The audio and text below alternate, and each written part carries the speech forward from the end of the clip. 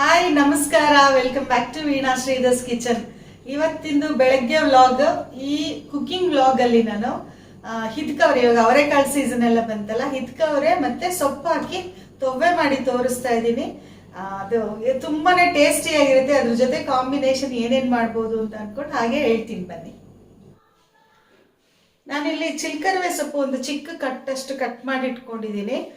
ಇದಕ್ಕೆ ಚಿಲ್ಕರ್ವೆ ಸೊಪ್ಪು ಹಾಕ್ಬೇಕು ಅಂತೇನಿಲ್ಲ, ದಂಟಿನ ಸೊಪ್ಪು ಹಾಕ್ಬೋದು, ಮತ್ತೆ ಚಕ್ಕೋತ ಸೊಪ್ಪು ಕೂಡ ಹಾಕ್ಬೋದು. ಪಾಲಕ್ ಸೊಪ್ಪಲ್ಲಿ ತೊವ್ವೆ ಅಷ್ಟು ಚೆನ್ನಾಗಿರುತ್ತೆ ಅಂತ ನನ್ಗೆ ಅನ್ನಿಸ್ಲಿಲ್ಲ, ನೀವು ಟ್ರೈ ಮಾಡ್ಬೋದು. ಈ ಚಿಲ್ಕರ್ವೆ ಸೊಪ್ಪನ್ನ ಇವಾಗ ಬೇಯಿಸ್ಕೊಳ್ತೀನಿ.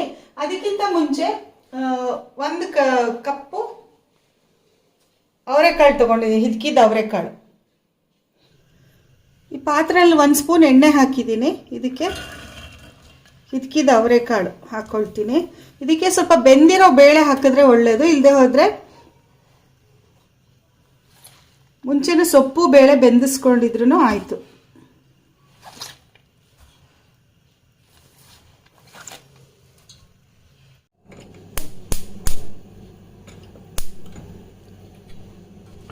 ಇದನ್ನ ಇವಾಗ ಸ್ವಲ್ಪ ಈ ಸೊಪ್ಪು ಬಾಡೋದಷ್ಟು ಫ್ರೈ ಮಾಡಿಕೊಂಡ್ರೆ ಸಾಕು, ಇಲ್ಲದೆ ಹೋದರೆ ಡೈರೆಕ್ಟ್ ನೀರು ಹಾಕಿ ಕುದಿಸ್ಬೋದು. ನಾನು ಇವಾಗ ಸ್ವಲ್ಪ ಬೇಳೆ ಬೆಂದಿರೋದು ಇಟ್ಕೊಂಡಿದ್ದೀನಿ. ಈ ಒಂದು 1/4 ಕಪ್ ಬೇಳೆ ಬೇಯಿಸಿಟ್ಕೊಂಡಿದ್ದೀನಿ. ಇದಕ್ಕೆ ಸ್ವಲ್ಪ ನೀರು ಹಾಕಿ ಬೇಯಿಸ್ಕೊಂಡ್ಬಿಡ್ತೀನಿ ಸೊಪ್ಪು ಮತ್ತು ಹಿದ್ಕವರೆಕಾಳು.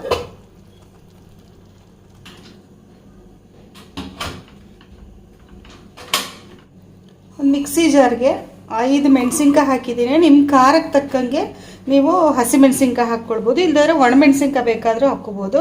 1 ಕಪ್ ತೆಂಗಿನಕಾಯಿ ತುರಿ, ಇದಕ್ಕೆ ಸ್ವಲ್ಪ ತೆಂಗಿನಕಾಯಿ ತುರಿ ಜಾಸ್ತಿ ಇದ್ರೆ ಚೆನ್ನಾಗೇ ಇರುತ್ತೆ. ಆಗಿದೆ, ಇದು ಹೇಗೆ ಬೆಂದಿದೆ ನೋಡೋಣ.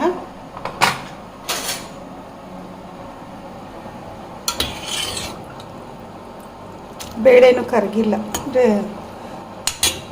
ಹಿದ್ಕವ್ರೇನು ಕರಗಿಲ್ಲ, ಹಾಗೆ ಚೆನ್ನಾಗಿದೆ. ಬೆಂದಿರೋ ಹಿದ್ಕವ್ರೆ ಸೊಪ್ಪು ಈ ಪಾತ್ರೆಗೆ ಶಿಫ್ಟ್ ಮಾಡ್ಕೊಂಡಿದ್ದೀನಿ. ಈಗ ಇದಕ್ಕೆ ರುಬ್ಬಿರೋ ಮಿಕ್ಸ್ಚರ್ ಹಾಕ್ತಾ ಇದ್ದೀನಿ.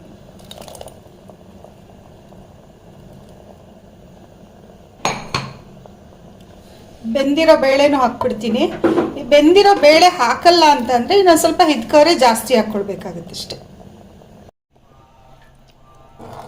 ಸೊ ಇದೆಲ್ಲ ಮಿಕ್ಸ್ ಮಾಡಿ ಇವಾಗ ಕುದಿಯಕ್ಕೆ ಇಡೋಣ. ಈಗ ಇನ್ನೂ ಉಪ್ಪು ಸೇರಿಸಿಲ್ಲ, ಉಪ್ಪು ಹಾಕ್ತೀನಿ ಇವಾಗ. ಇದಕ್ಕೆ ಉಪ್ಪು ಸ್ವಲ್ಪ ಕಡಿಮೆ ಇದ್ರೇ ಒಳ್ಳೆಯದು, ಯಾಕೆಂದರೆ ನಾವು ಹುಣಸೆಹಣ್ಣು ಹಾಕಲ್ಲ, ಏನೂ ಹಾಕಲ್ಲ ಅಲ್ಲ. ಸೊ ಉಪ್ಪು ನೋಡ್ಕೊಂಡು ಹಾಕಿ. ಈ ತೊವ್ವೆ ಸ್ವಲ್ಪ ಗಟ್ಟಿಯಾಗಬೇಕು ಅಂತಂದರೆ ರುಬ್ಬಬೇಕಾದ್ರೆ 1 ಸ್ಪೂನಷ್ಟು ಅಕ್ಕಿ ಹಾಕ್ಕೊಳ್ಬೋದು, ಇಲ್ಲ ಅಕ್ಕಿ ಹಿಟ್ಟು ಹಾಕ್ಕೊಳ್ಬೋದು, ಇಲ್ಲ ಹುರ್ಗಡ್ಲೆ ಹಾಕಿ ಕೂಡ ಗ್ರೈಂಡ್ ಮಾಡ್ಬೋದು. ಒಂದ್ಸಲ ಕುದ್ದಿ ಬಂದರೆ ಸಾಕು. ಹಸಿಮೆಣಸಿನ್ಕಾಯಿ ಮಾತ್ರ ಹಾಕಿರೋದಲ್ಲ, ಬೇರೆ ಏನು ಮಸಾಲೆ ಹಾಕಿಲ್ಲಲ್ಲ ಇದಕ್ಕೆ. ಕುದ್ದಿದೆ ಸಾಕು. ಇವಾಗ ಇದು ಇಳಿಸ್ಬಿಟ್ಟು ಒಗ್ಗರಣೆ ಹಾಕೋದಷ್ಟೆ.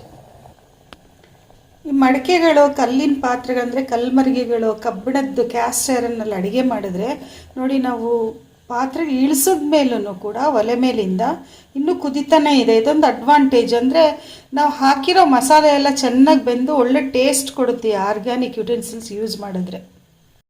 ಇದಕ್ಕೆ ಸಾಸಿವೆ ಮತ್ತು ಇಂಗಿನ ಒಗ್ಗರಣೆ ಅಷ್ಟೇ ಸಾಕು, ಇನ್ನೇನು ಬೇಡ. ಸಾಸಿವೆ ಹಿಂಗಿಂದು ಘಮ ಘಮ ಒಗ್ಗರಣೆ.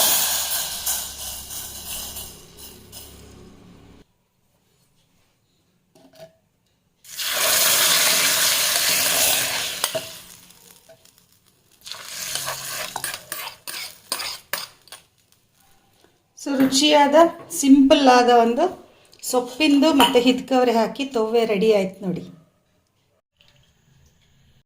ಇಲ್ಲಿ ಹಪ್ಪಳ ಸಂಡಿಗೆ ಎಲ್ಲ ಕರೆದಿಟ್ಟಿದ್ದೀನಿ.